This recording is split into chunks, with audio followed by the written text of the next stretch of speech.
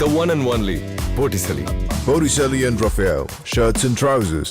ஜூலை 10ஆம் தேதி நடைபெற இருக்கும் விக்கிரவாண்டி இடைத்தேர்தலில் நாம் தமிழர் கட்சியின் வேட்பாளராக சித்த மருத்துவர் அபிநயா அறிவிக்கப்பட்டுள்ளார்.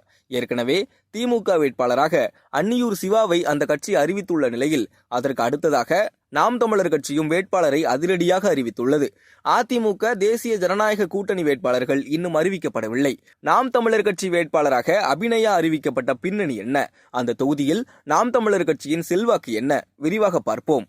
விக்கிரவாண்டி சட்டமன்ற தொகுதியின் எம்எல்ஏவாக இருந்த திமுகவை சேர்ந்த புகழேந்தி கடந்த ஏப்ரல் 5ஆம் தேதி நாடாளுமன்ற தேர்தல் பிரச்சாரத்தின் போது மேடையிலேயே மயங்கி விழுந்தார்.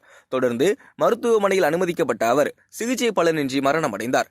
அதன் காரணமாக அந்த தொகுதிக்கு வரும் ஜூலை 10ஆம் தேதி தேர்தல் நடைபெற இருக்கிறது. திமுக ஏற்கனவே வேட்பாளரை அறிவித்துவிட்ட நிலையில் இன்று சீமானும் நாம் தமிழர் கட்சி வேட்பாளராக அபிநயாவை அறிவித்துள்ளார். அபிநயா அடிப்படையில் சித்த மருத்துவர். நடந்து முடிந்த நாடாளுமன்ற தேர்தலில் தருமபுரி தொகுதியில் போட்டியிட்டு 65,381 வாக்குகளை பெற்றார். தற்போது விக்கிரவாண்டி தொகுதியில் வேட்பாளராக அறிவிக்கப்பட்டுள்ளதற்கு காரணம் அபிநயாவின் சொந்த ஊர் விழுப்புரம் மாவட்டத்தில் விக்கிரவாண்டி தொகுதிக்குள் தான் வருகிறது. அபிநயாவின் தந்தை இதே மாவட்டத்தில் நாம் தமிழர் கட்சியின் மருத்துவர் பாசறையிலும் பொறுப்பாளராக இருக்கிறார் என்பதும் குறிப்பிடத்தக்கது. இந்த தொகுதியில் நாம் தமிழர் கட்சியின் செல்வாக்கு எப்படி?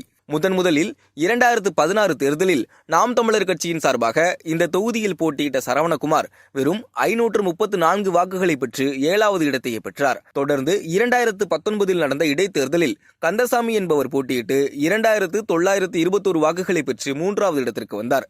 தொடர்ந்து 2021 தேர்தலில் இந்த தொகுதியில் போட்டியிட்ட ஷீபா ஆஷ்மி 8216 வாக்குகளை பெற்று 3வது இடத்திற்கு வந்தார். 2024 நாடாளுமன்ற தேர்தலில் விக்கிரவாண்டி சட்டமன்ற தொகுதியில் நாம் தமிழர் கட்சி 8352 வாக்குகளை பெற்றது. அந்த வகையில் 2016 தேர்தலில் இருந்து படிப்படியாக வாக்குகள் இந்த தொகுதியில் நாம் தமிழர் கட்சிக்கு அதிகரித்திருக்கிறது.